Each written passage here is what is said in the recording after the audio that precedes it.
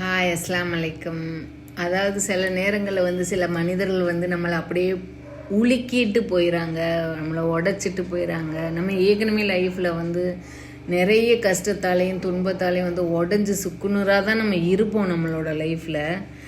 But அதெல்லாம் அவங்களுக்கு தெரியும். எல்லாமே தெரிஞ்சிருந்துமே நம்மளை வாலண்டியராக கஷ்டம் மறுபடிக்கும் கஷ்டம், அதாவது மறுபடியும் அவங்களுக்கு தெரியும் நம்ம ஒரு ஒரு நம்மளோட சூழ்நிலைமை அவங்களுக்கு நல்லாவே தெரியும். நம்ம எவ்வளோ கஷ்டத்தை அனுபவிச்சுக்கிட்டு இருக்கோம் அப்படிங்கிறத அவங்களுக்கு தெரியும்.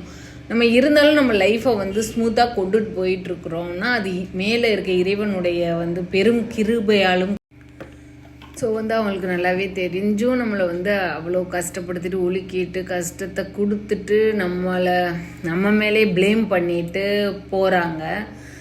It's okay. அப்படி இதுலேருந்து நம்மளுக்கு ஒரு ஸ்டோரி என்ன தெரியுது, ஒரு ஸ்டோரி ஒன்று நம்மளுக்கு ஞாபகம் வருது. நம்ம லைஃப்பில் நடக்கிற சில விஷயங்களை வச்சு, அதாவது ஒரு அப்படி தான் ஒரு மனுஷர் அதாவது ஒரு சஹாபி ரொம்ப ஒரு கஷ்டத்தோடையும் மனசை வெறுத்து இந்த ஊர் வாழ்க்கையே வேணாம், இந்த எல்லா அவமானத்தையெல்லாம் சந்தித்து ரொம்ப கஷ்டத்தில் ரொம்ப மனசு உடஞ்சி போய் அவர் ஒரு பாலைவனத்தை நோக்கி போய்கிட்டு இருக்கிறாராம்.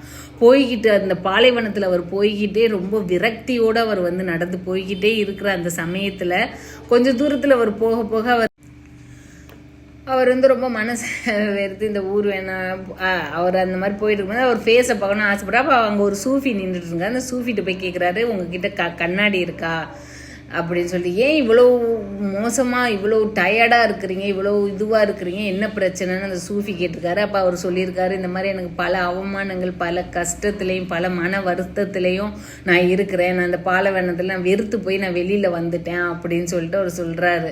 ஓ அப்படியான்னு சொல்லிட்டு ஒரு கண்ணாடி எடுத்து அப்படியான்னு சொல்லிட்டு ஒரு கண்ணாடி எடுத்து கொடுக்குறாரு. கொடுக்கும் போது அந்த கண்ணாடி ஃபுல்லாக பார்த்தீங்கன்னா ஃபுல்லாக தூசி படிஞ்ச கண்ணாடியில் அவர் முகம் சுத்தமாக அவருக்கு தெரியவே இல்லை. அதனால அது என்ன பண்ணுறது, இதில் எனக்கு முகமே தெரியலன்னு சொல்லிட்டு கொஞ்சம் அப்புறம் அவர் அந்த சூஃபி கேட்டிருக்காரு அவர்கிட்ட, நீங்கள் இப்போ உங்களுக்கு தெரியுதா உங்கள் ஃபேஸ் நல்லா, நான் நல்லா தெரியுது.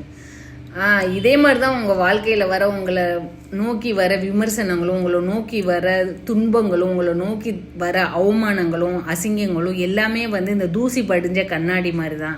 இந்த கண்ணாடியை அந்த மாதிரி ஒரு கண்ணாடியை வச்சு நம்ம பார்க்கும்போது எப்படி அது கிளியராக தெரியலையோ அதே மாதிரி தான் உங்களோட லைஃப்பில் நீங்கள் படுற இந்த உங்களை நோக்கி வரதையெல்லாம் சும்மா தட்டி விட்டுட்டு போயிட்டே இருங்க உங்களோட பாதையில்.